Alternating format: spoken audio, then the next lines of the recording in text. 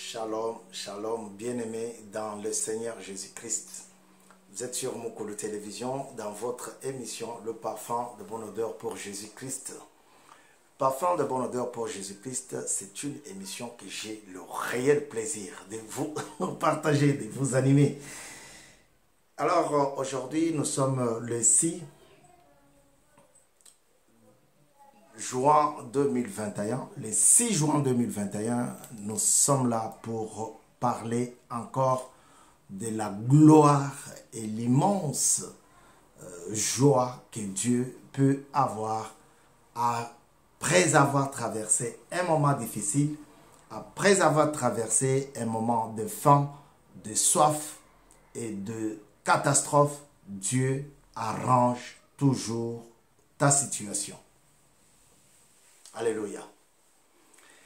Vous êtes sur Mokolo Télévision et aujourd'hui, nous partons sur la 33e leçon, 33e exhortation, 33e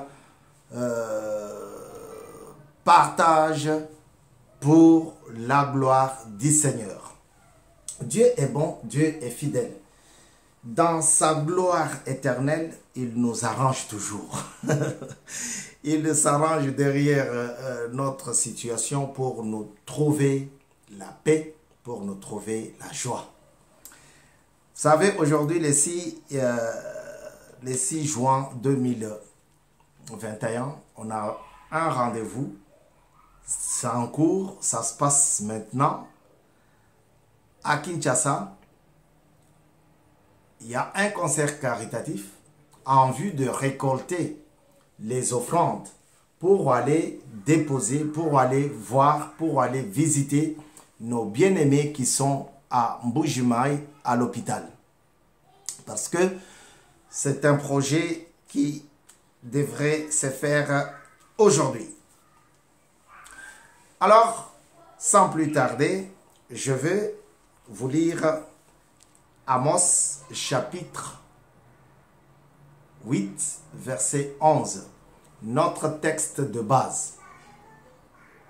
Nous sommes sur ce thème intitulé « Manger bio, alors manger bien ».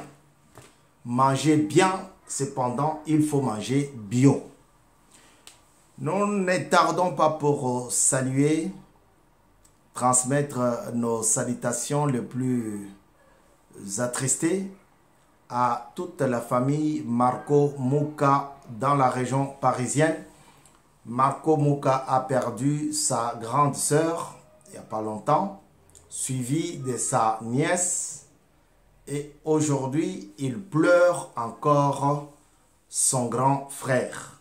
Donc 3 personnes dans le même mois, dans les 30 derniers jours. Alors nous demandons à Dieu à ce qu'il puisse s'arranger derrière notre frère afin de lui donner aussi la paix et la joie dans la vie. Marco Mouka, recevez par ici l'expression de nos salutations les plus attristées, nos condoléances. Dans le Seigneur, nous sommes plus que vainqueurs. Que Dieu t'accorde la paix. Je disais que nous traitons le sujet intitulé « Manger bio, alors manger bien ». Manger bien, cependant, il faut manger bio. La personne qui achète les haricots cultivés selon la culture bio achète cher que celle qui achète sur la culture artificielle, la culture bourrée d'engrais chimiques. Ce sont les deux prix différents parce que les produits sont les mêmes, mais ils sont différents sur leur qualité, sur leur saveur. Il y a du goût ici et il y a moins de goût de l'autre côté. Ça c'est commercial, ça c'est économique. Voilà. Alors, nous parlons de manger bien, bio, manger bien. C'est pas bien, c'est bio. Excusez-moi.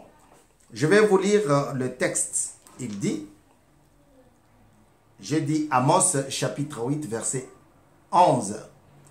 Voici les jours viennent, dit le Seigneur, l'Éternel, où j'enverrai la famine dans le pays. Non pas la disette du pain et la soif de l'eau, mais la faim et la soif d'entendre les paroles de l'Éternel. C'est une prophétie.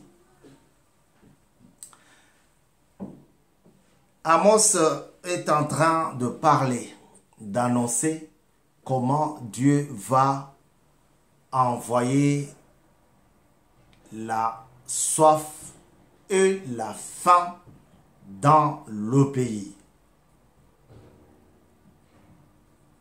Il nous parle sans mâcher les mots. Amos donne cette prophétie avec un cœur ouvert. Il ne va pas à quatre chemins. Il ne parle pas selon les Romains. Laissez l'histoire ici et contourner d'abord et revenir. Non, il ne fait pas ça. Effectivement, c'est ce que nous on faisait. Quand on avait peu de sous pour aller manger au restaurant, je laisse le restaurant ici, mais je vais d'abord comme si j'allais de l'autre côté. Comme si j'allais de l'autre côté du marché. Comme si j'allais chercher quelqu'un d'autre. Comme ça, les amis penseraient que je ne pars pas au restaurant, on m'a envoyé quelque part. Vous voyez? Amos n'a pas fait ça non plus. Il a parlé tout droit, franc parler. Voilà.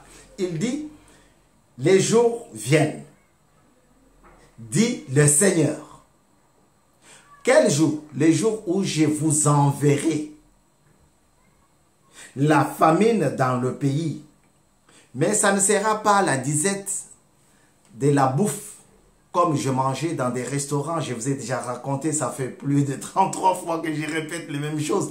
Comme on mangeait les riz et les haricots mélangés, du sucre dedans, la tomate, oui, ça fait partie des ingrédients. Mais le sucre était ajouté après. C'est une valeur ajoutée. Alors, on mangeait. Ce n'est pas cette faim-là. Parce que les gens avaient déjà commencé à trembler. Ah, encore lui, il nous avait dit ça et ça s'est accompli. Maintenant, il revient pour nous envoyer la faim, la famine. Non, non, non, non. Non. Il dit non, non, non, non, ne vous inquiétez pas.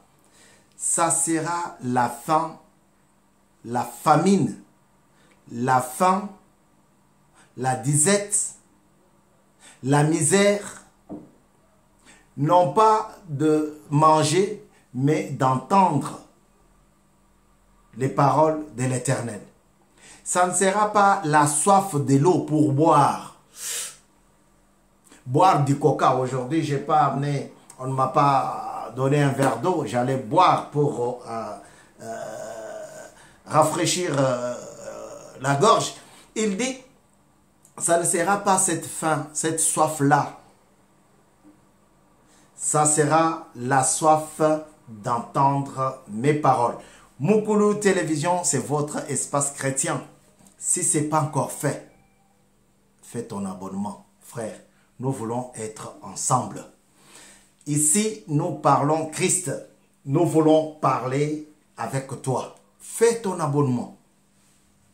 Ça ne sera pas la famine de manger. Alléluia. Vous allez dire, mais oui, lui, il est toujours tout seul, c'est lui qui mange. Non, je ne suis pas le seul. Écoutez ce que dit Dieu. Dans l'évangile de Marc, Marc qui fut compagnon de Paul, Marc dit ceci. Au 2e chapitre, après avoir parlé des jeunes de Jean-Baptiste, Marc va parler de Christ lui-même. Il dit, chapitre 2, verset 23 à 28, il dit, « Il arriva un jour de sabbat que Jésus traversa des champs de blé.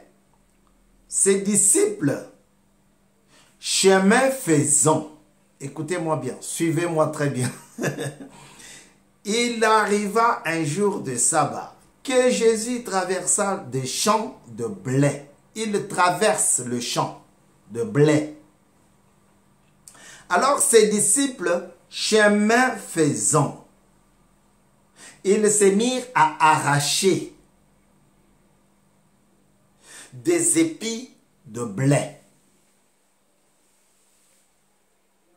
Les pharisiens étaient toujours là. Et qu'est-ce qu'ils disent? Qu'est-ce qu'ils ont constaté? Ils disent, les pharisiens lui dirent, voici pourquoi font-ils ce qui n'est pas permis pendant le sabbat.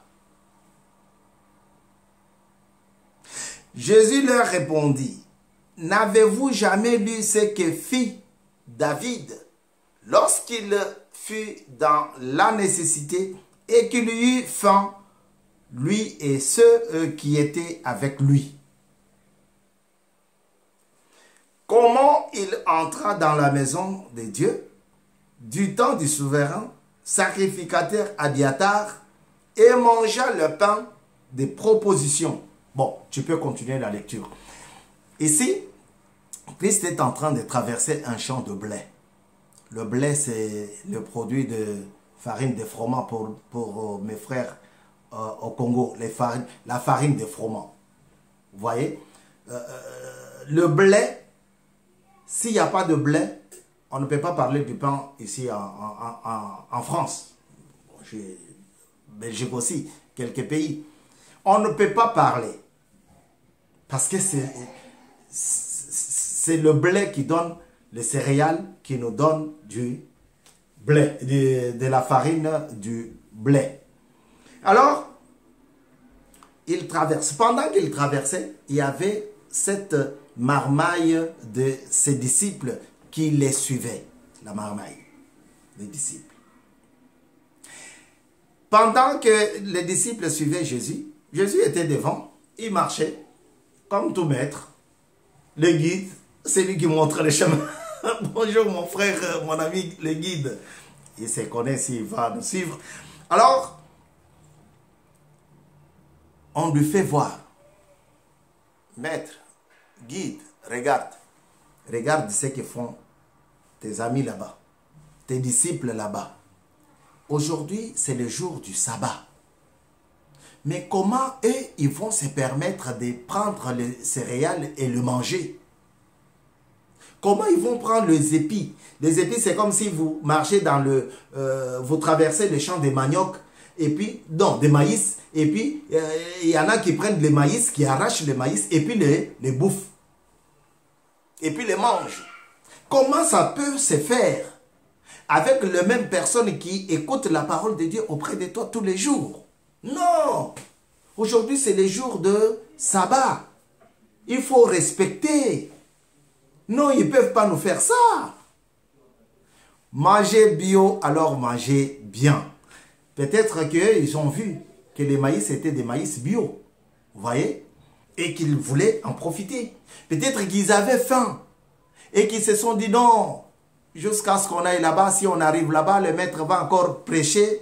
Vous savez, il y a des pasteurs, quand ils commencent, ils ne s'arrêtent pas. Et puis ils ont dit, le temps de prier, le temps de préparer, le temps de manger. Non, non, non, non. On profite même avec ça. Comme ça, on calme le ventre. Comme je le faisais dans des restaurants. Je mangeais et je revenais à la maison, bras croisés. Et puis j'attendais. Mais le ventre était déjà calmé. C'est ce qu'ils ont fait. C'est ce qu'ils avaient fait.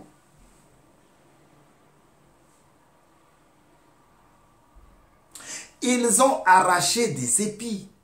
Ils les mangeaient. Ils les mangèrent. Mais que quelque chose est très important ici. Après le constat, Dieu a toujours une parole pour arranger ta situation. Vous savez, c'est très compliqué quand tu enseignes la vérité aux gens.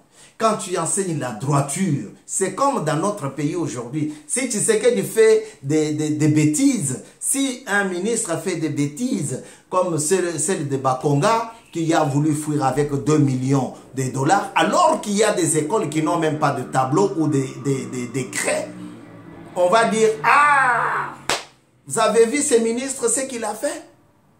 C'est le ministre de Tshisekedi. C'est le ministre de Macron. C'est lui qui l'a nommé. Vous voyez? C'est ainsi qu'ils sont partis voir le maître pour lui dire, maître, toi qui nous enseignes l'état des droits, mais regarde tes disciples ce qu'ils font. Et là, Christ va commencer à arranger. Derrière une tempête, Dieu met toujours une barrière pour stopper la tempête.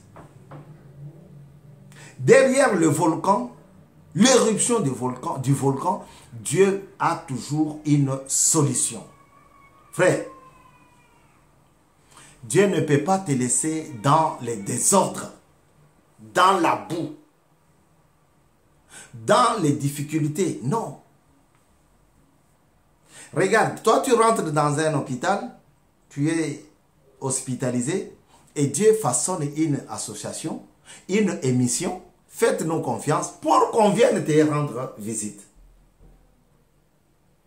Dieu a toujours été derrière ton souci, ta maladie, ton problème pour donner la solution. Quelle est la solution ici? Jésus-Christ va regarder les pharisiens et il va leur demander, il va leur répondre. Il leur dit, vous n'avez pas entendu, vous n'avez pas encore lu ce que votre ancêtre David, que vous respectez de plus que Dieu, de plus que moi-même, de plus que le Saint-Esprit, vous n'avez pas encore lu ce qu'il a fait? Quand il a eu faim, il s'est rapproché de l'église, de la synagogue. Parce qu'à l'époque, ce n'était pas ça. Il y avait une autre appellation. Il s'est rapproché et il a trouvé le pain des propositions. Le même blé que les disciples avaient mangé.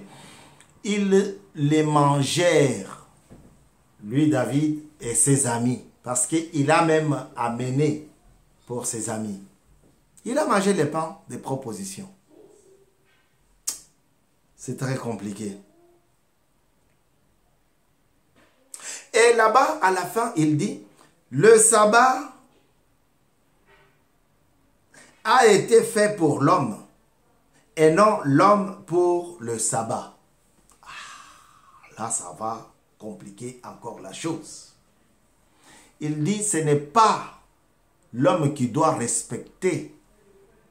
Ce n'est pas l'homme qui doit fléchir devant le sabbat. Il y a des cas, frère. Il y a des cas. Il y a des moments où l'homme doit être au-dessus.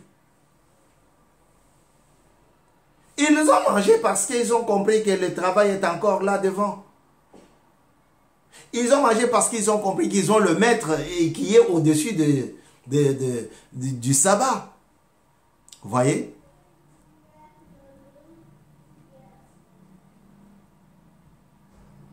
De sorte que le Fils de l'homme est maître même du sabbat. Donc, c'est pour dire quoi? L'homme dont Christ est en train de parler ici, qui est fait pour le sabbat, qui n'est pas fait pour le sabbat, c'est lui. Il lui dit, puis il leur dit, le sabbat a été fait pour l'homme et non le contraire, et non l'homme pour le sabbat. De sorte que le Fils de l'homme est maître même du sabbat. Alléluia. Il y a beaucoup de frères, l'église, quand on commence les jeunes, les jeunes, comme ils sont très très fragiles, ils disent, ah, moi je suis là, Christ, moi je suis là, je vais manger parce que Christ a déjà fait le jeûne pour moi. Au fait, c'est ça en fait. C'est ça. Manger bio, alors manger bien. Manger bien, cependant, il faut manger bio. Tu ne peux pas prétendre bien manger. Tu ne peux pas prétendre bien manger si tu n'as pas mangé la nourriture bio. Les gens qui passent du côté des rayons bio, les autres sont... Ils gonflent parce qu'ils disent qu'ils achètent cher. Ils disent que leur bouffe coûte cher. Ce n'est pas n'importe qui va là-bas. Frère, ce n'est pas n'importe qui marche avec Christ. Ce n'est pas n'importe qui devrait être contrôlé par les pharisiens. Parce qu'ils étaient là pour regarder moindre bêtise, moindre connerie, moindre, excusez-moi le terme, moindre barbarie, moindre... Ils étaient là. C'est ainsi qu'ils ont ramené à Christ.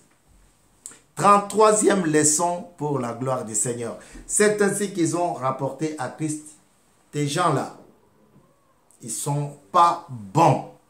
Tu nous parles du droit de l'homme, tu nous parles du droit du cieux, tu nous parles du droit de... Mais eux, ils ne sont pas bons, ils ne méritent pas ça. Comment pouvaient-ils se permettre de manger les épis alors qu'aujourd'hui, c'est le jour du sabbat, le jour consacré au repos, jour du Seigneur? Et lui, il leur répondit, l'homme n'était pas créé pour le sabbat. Mais le sabbat, oui. C'est ainsi que, je vous dis, le Fils de l'homme lui-même est au-dessus. Quand ils ont encore Christ, ils peuvent se permettre. Alléluia. Diable ne peut pas aller au-delà des limites de Dieu. Dieu est là pour façonner ton mariage. Dieu est là pour façonner ton travail. Dieu est là pour façonner ta vie, pour te parler de bonnes choses, de merveilleuses choses. Dieu est là dans ta vie, pas pour te faire du mal, pour te chicoter, pour te tuer. Non, Dieu vient pour arranger ta vie à ce qu'elle soit belle et jolie. Bien embellie, Dieu vient dans ta vie. Frère, parce que tu traverses des moments difficiles, parce que tu veux voir la gloire de Dieu, ma soeur, est-ce que veux-tu, est-ce que tu veux que Dieu puisse venir dans ta vie et améliorer et apporter